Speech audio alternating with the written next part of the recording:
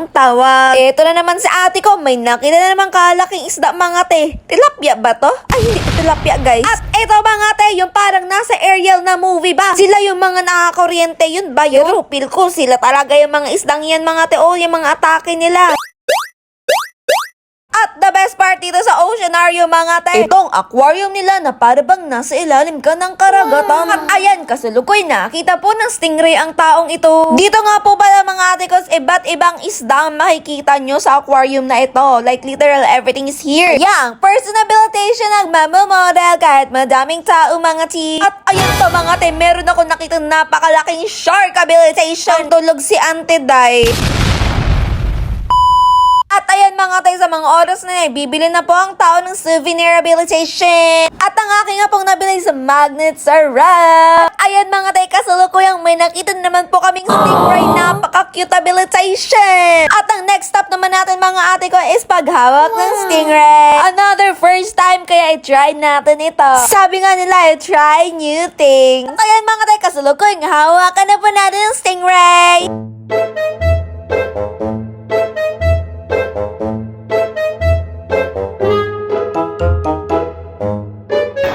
Yung texture niya kaya ang sarap.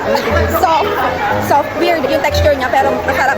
At ang next stop naman natin mga ate is penguin. Another first time na naman to mga ate ko. Yes, first time na naman makita ng person ng penguin habilitation. At ayan mga ate, talaga napakakita talaga ng mga penguin forever. Para silang maliit na bata. Like super cute, tingnan nyo guys. So, at ayan, literal may mga pailaw pa sila dyan. Na para bang nasa Iceland ka. Huy! Over naman sa Iceland te. Eto na naman tayo mga ate ko, talagang jubos ang pera for today's live. Meron naman silang tindahan ng mga souvenir kaya napabili ng penguin ng taong ito guys. At meron din po mga ate ko ang Ocean Park ng arcade sa loob. At ang ating next stop naman mga ate ko is crawler. Dito nga pala mga ate ko sa crawlers is all about insects or other species living things that crawls. Unahan na natin yan sa mga turtle na humahaba ang leeg na kayang-kaya kang tuklawin na para bang ahas siya. Next naman is itong mga cockroaches ng America. Diba ganyan ang mga cockroach nila sa America? Hindi ko sure pero ito ata mga te is geckos. Madaming geckos dito mga te kasi sila yung mga gumagapang. Ayan na para bang siya ay si Spider-Man na napakahaba ng buntot na kaya kang litikin. More geckos pa mga te. Ayan, may orange and green pa yan sila. Talagang may nakita pa si person ng palakang kulay dilaw. Wala bang kulay purple dyan or pink?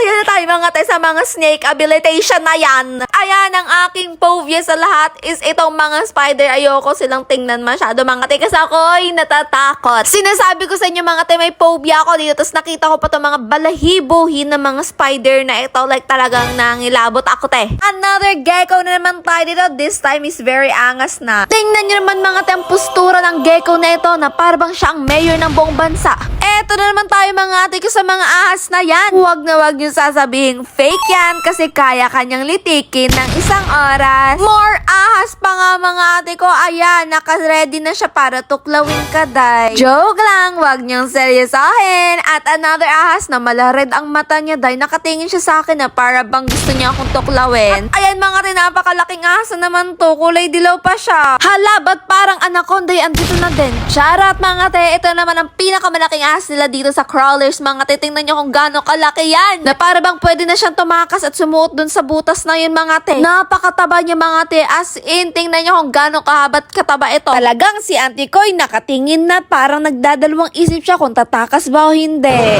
Pwede ba sa Hindi ba sa Yung feeling na takot ka sa as, pero you need to try new things. At talagang si Auntie Koy sa leeg pa ang gusto niya. Daw. Sa leeg daw. Pwede mamatay ka. Sige kuya ha, basta ako. Joke lang kuya, basta siguraduhin niyo lang na hindi ako matutuklaw for today's vlog.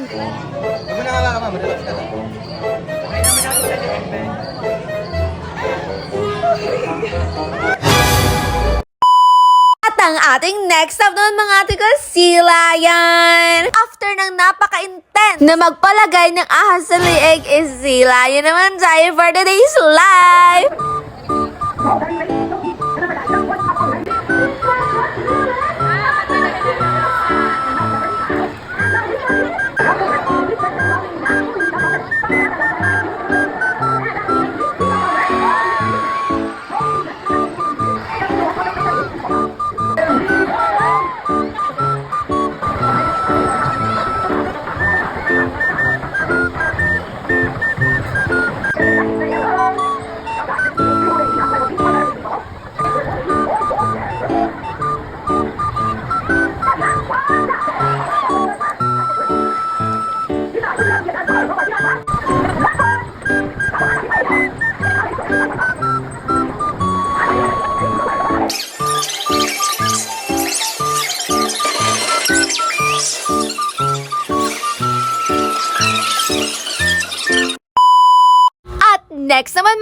guys, dito naman tayo sa Philippine Blood Meat. Dito mga sa Blood Meat yung madaming mga ibon na iba't iba, may flamingo pa nga eh. At ayan, ang crocodile. Ayan mga korupsyon. Kaya nagkakakorap ay kalaki naman kasi buhayan ni Riday. Siya guys, ang laki niya.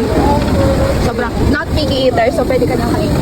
At ayun yung mga kasalukuyang tayo po'y papasok na. Na parang nasa Falls Island ba to? Dito dahil napakaganda na parang may falls sa loob ng mall. What? Napaka-chillax nga naman ng area na ito mga te. Kasama mo mga ibon, mga isda sa paligid. At sa makikita nyo, meron pong tao sa baba. Syempre, meron ulit pong aquarium dito. At kasalukuyang tayo po'y aakyat habilitation. First mga ate guys, ito mga kalapati sila mga te. Sobrang daming ipot dahil. At ayan, kasalukuyang andito na po kami sa taas. Napakaganda kaya sige, magpicture lang muna kami dito dahil. At sa makikita po natin, ang ibon po nito ay nag-iisa na. Meron naman po tayong nakita na parang agila ba to guys? Finally, nakakita din tayo ng flamingo in all my life. Siya po ay kasalukuyang baby pa lang na flamingo kaya hindi pa siya gaano katangkad dahil. Dito naman tayo mga ate ko sa Sun Kunur. Parang Sun Kunur ang tawag sa kanila yung mga ibon na yan. At ayan mga te, attention seeker daw. Okay, sa mga attention seeker dyan, magsilabasan kayo, baka kayo'y ibon. Joke lang mga te, walang pinaparinggan.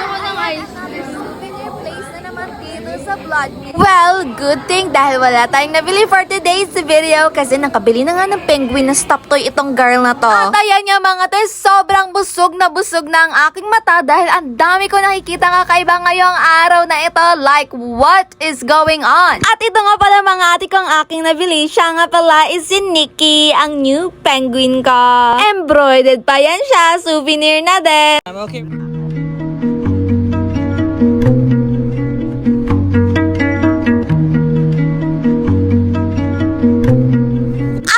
Mga te, mukhang hindi na talaga kasya dito ang ating Mall of Asia BG. So wait for part 3. Bye! Please like, share, and follow!